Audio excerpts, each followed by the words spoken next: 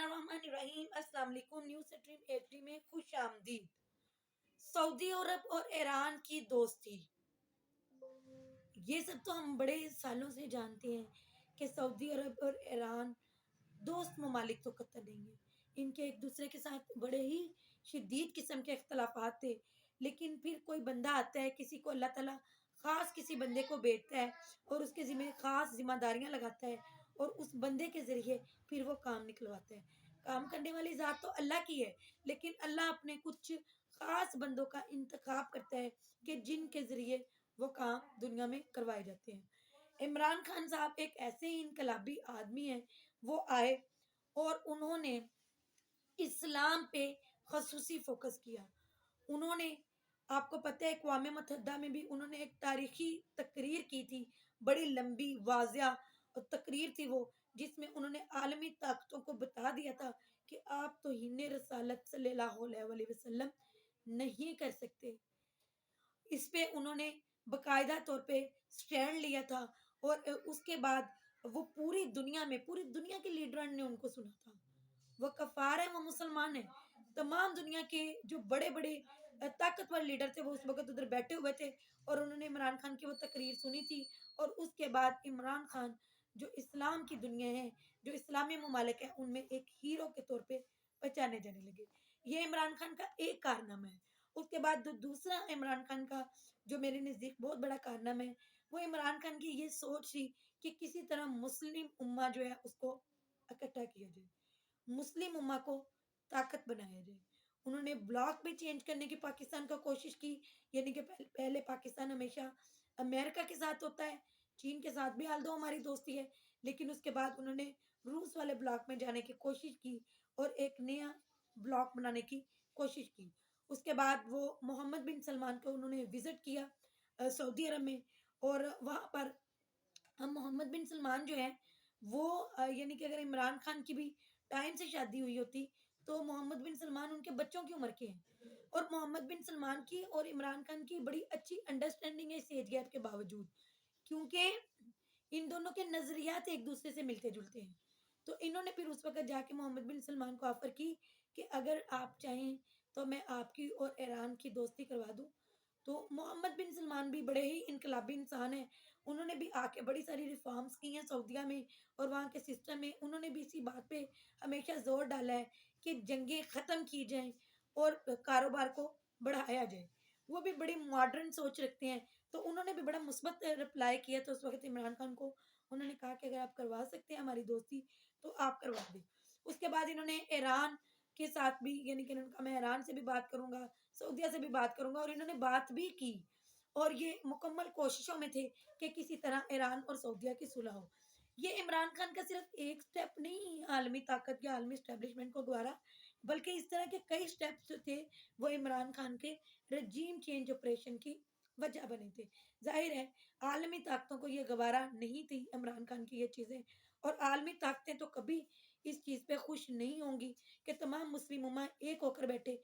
उन्होंने तो बड़े सालों से ये साजिश रचाई हुई है कि मुस्लिम उम्मा को फ़िरक़ों में तक़सीम किया है, ताकि ये फ़िरक़ों में तक़सीम होके एक दूसरे के दुश्मन हो जाए, और इस तरह से उन्होंने हमें कमज़ोर किया हुआ है और खुद हम पे हावी हुए हुए हैं। वो नहीं चाहते कि अब ये फ़िरका वाराना जो इंतशार हमने फैलाया है, ये ख़त्म हो, ये जो फ़र्क हमने फैलाए हुए हैं ये ख़त्म हो और ये एक प्लेटफ़ॉर्म में जमा हो और मज़बूत हो और हमारे सामने आके खड़े हों।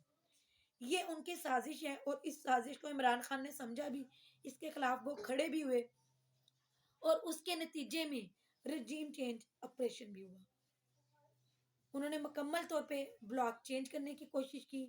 अमेरिका की ताकत के ज़ेर असर अब वो रहने के लिए तैयार नहीं थे, और इस सिलसिले में मोहम्मद बिन सलमान ने भी बड़ा वाज़ेह स्टेटमेंट दी अभी 2 दिन पहले।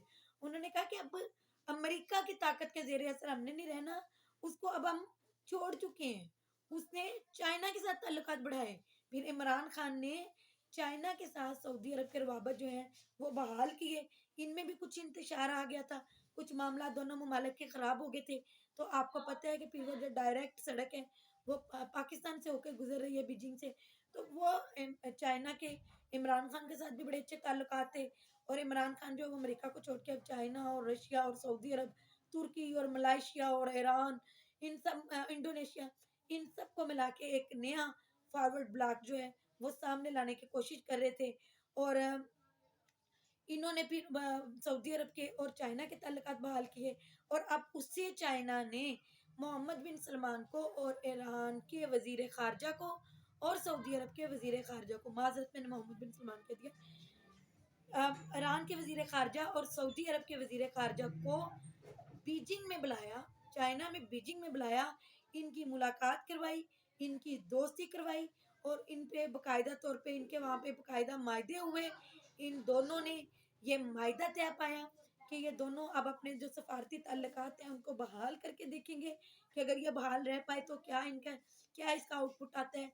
इन्होंने अपने सफारत खाने एक दूसरे के मुल्कों में खोलने की इजाज़त दे दी, और परवाज़ें भी खोल दी कि यानी कि अब ईरान से लोग उम्रा के लिए सऊदी अरब जा सकते हैं, उम्रे के लिए या विज़िट के लिए, या किसी तरह जिस तरह दूसरे मुस्लिम ममालिक को भी अलाउ है और दूसरे ममालिक को अलाउ है, इसी तरह अब ईरान को भी अलाउ है।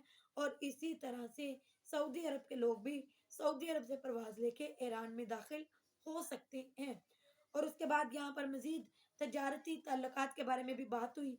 तो ये जो और वहाँ से एक बड़ा क्लिप आया, वो बड़ा मज़े का क्लिप था कि बड़े ही दोस्ती वाले लहजे में वज़ीर ख़ारजा दोनों मुल्क के बैठे आपस में बातें कर रहे थे।